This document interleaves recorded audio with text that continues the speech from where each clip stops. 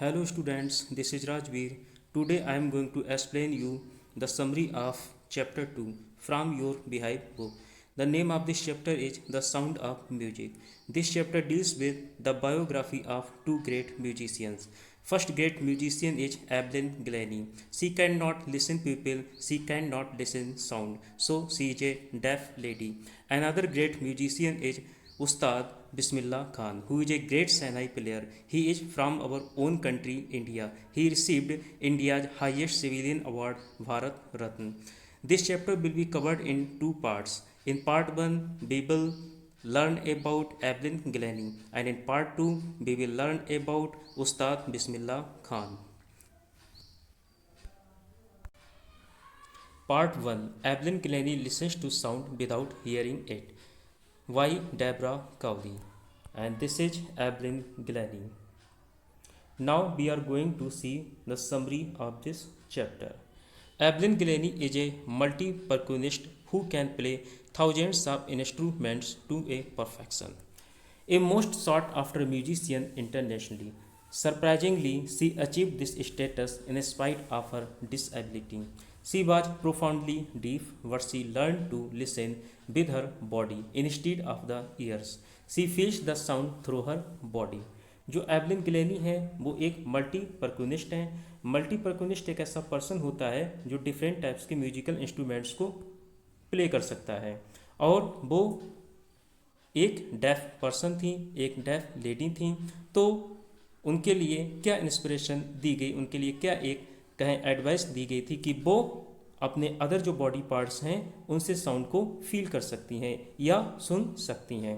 Evelyn was 11 years old when it was discovered that she had a hearing problem. और जो 11 years old थी Evelyn गिलेनी, तब उनको ये पता चला था कि उनको हियरिंग की प्रॉब्लम है, कि वो सुन नहीं सकती हैं। She came to know she is a deaf girl. She wanted to pursue her career in music, लेकिन फिर भी क्या था, म्यूजिक में अपना वो कैरियर बनाना चाहती थी, वो एक ग्रेट म्यूजिशियंस बनना चाहती थी। वट हर टीचर्स डिस्करेज्ड हर, लेकिन उनके जो टीचर्स थे वो हमेशा उनको डिस्करेज करते थे कि नहीं बेटा आप ऐसा नहीं कर पाओगे, क्योंकि आप तो साउंड ही नहीं सुन सकते हो इस कंडीशन में। आप how you can be a great musician in this condition when you can not listen other peoples sound, when you can not listen instructions of other people. It was Ron Forbes who recognized her potential and supported her, but this was the first person, Ron Forbes, who inspired this girl and said she can pursue music career, she can pursue music course, and she can be a great musician in future life. He advised her not to listen through her ears but try to sense it in some other way. और उन्होंने क्या suggestion दिया, क्या advice दी कि ठीक है आप क्या है ईयर से लिसन नहीं कर सकती हो, बट अदर जो बॉडी पार्ट्स हैं उनसे आप फील कर सकती हो, उनसे अपना आप रिएक्शन दे सकती हो। This proved to be the turning point, और यही क्या है उनके कैरियर में एक टर्निंग पॉइंट प्रूफ हुआ। किसके कैरियर में, जो हमारी एवलिन गिलेनी है इनके कैरियर में। यहीं से इन्हें एक इंस्पिरेशन मिली कंटिन्यू अपनी जो ट्रेनिंग थी म्यूजिक को उसको आगे बढ़ाने की।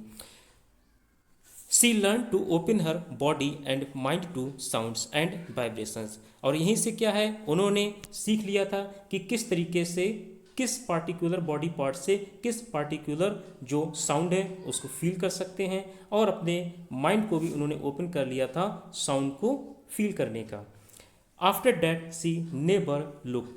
She joined the prestigious Royal Academy of Music and scored the highest marks in the history of Academy.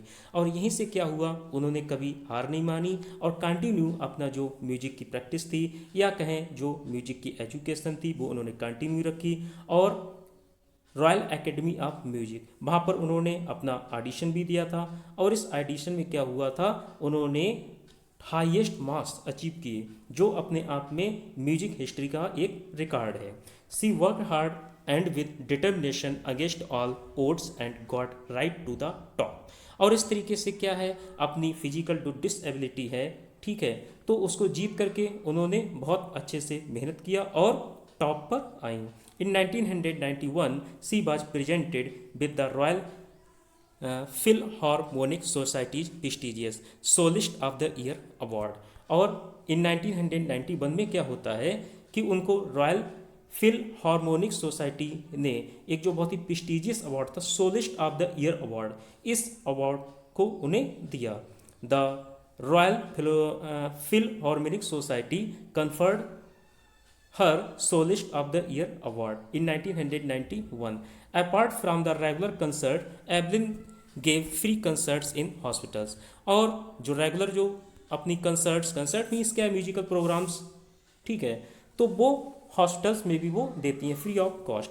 Prisoners जो भी जेल हैं, तो वहाँ पर जो प्रिजनर्स हैं उनके इंटरटेनमेंट के लिए अपने प्रोग्राम्स देती हैं। And also to aspiring young musicians, और जो भी यंग म्यूजिशियंस हैं उनको इंस्पायर करती हैं, तो उनको मोटिवेट करती हैं। She become a source of inspiration for deaf and other handicapped children, और ख़ास तौर से स्पेशली वो जो डीफ चिल्ड्रन हैं या जो हैंडीकैप्ड हैं, जैसे बच्चे हैं जो फिजिकल डिसेबल्ड हैं या सुन नहीं सकते, तो उनके लिए तो क्या है, एक स्पेशल वो मोटिवेशन का काम करती हैं कि ठीक है, ये फिजिकल डिसेबल पर्सन इतना ग्रेट म्यूजिशियंस हो सकता है, तो मैं क्यों नहीं हो सकता, मैं भी हो सकता हूँ, ऑफकोर्स हो सकता हूँ।